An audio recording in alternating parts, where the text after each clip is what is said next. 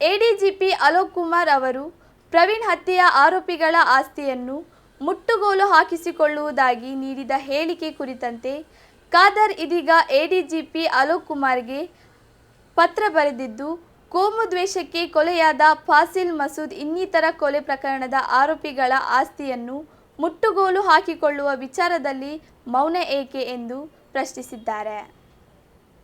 ಅಂತಹ ಆರೋಪಿಗಳ ಆಸ್ತಿ ಮುಟ್ಟುಗೋಲು ವಿಚಾರವಾಗಿ ಹೆಚ್ಚುವರಿ ಪೊಲೀಸ್ ನಿರ್ದೇಶಕರಿಗೆ ಬರೆದ ಮನವಿ ಪತ್ರದಲ್ಲಿ ದಕ್ಷಿಣ ಕನ್ನಡ ಜಿಲ್ಲೆಯಲ್ಲಿ ಇತ್ತೀಚೆಗೆ ನಡೆದ ಸರಣಿ ಕೊಲೆಗಳ ಆರೋಪಿಗಳನ್ನು ಬಂಧಿಸಲು, ಅವರನ್ನು ಕಾನೂನು ಕ್ರಮಕ್ಕೆ ಒಳಪಡಿಸಲು ಮತ್ತು ಕೊಲೆಗಳ ಸರಣಿ ಮುಂದುವರೆದಂತೆ ತಡೆಯಲು ಪೊಲೀಸ್ ಇಲಾಖೆ ನಡೆಸುತ್ತಿರುವ ಪ್ರಯತ್ನ ಶ್ಲಾಘನೀಯ.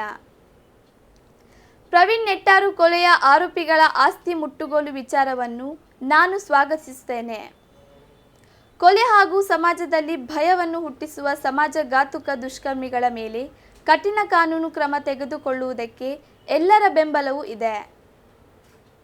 ಆದರೆ ಫಾಸಿಲ್ ಮಸೂದ್ ಕೊಲೆ ಆರೋಪಿಗಳ ಆಸ್ತಿ ಮುಟ್ಟುಗೋಲು ವಿಚಾರದಲ್ಲಿ ಮೌನ ಏಕೆ ಎಂದು ಪ್ರಶ್ನಿಸಿ ನಾಗರಿಕ ಸಮಾಜದ ಅನುಮಾನ ಮತ್ತು ಪ್ರಶ್ನೆಗಳನ್ನು ತೆರೆದಿಟ್ಟಿದ್ದಾರೆ. ಅನುಮಾನಗಳನ್ನು ಬಗೆಹರಿಸಿ ಪೊಲೀಸ್ ಇಲಾಖೆ ಮೇಲೆ ವಿಶ್ವಾಸ ಬರುವಂತೆ ಸೂಕ್ತ ಉತ್ತರವನ್ನು ನಿಮ್ಮಿಂದ ನಿರೀಕ್ಷಿಸಿದ್ದೇನೆ. ಉತ್ತರ ನೀಡುತ್ತೀರಿ ಎನ್ನುವ ವಿಶ್ವಾಸ ನನಗಿದೆ ಎಂದು ರಾಜ್ಯ ಕಾನೂನು ಸುವ್ಯವಸ್ಥೆ ಎಡಿಜಿಪಿಗಳಿಗೆ ಬರೆದಿರುವ ಪತ್ರದಲ್ಲಿ ಖಾದರ್ ಉಲ್ಲೇಖಿಸಿದ್ದಾರೆ.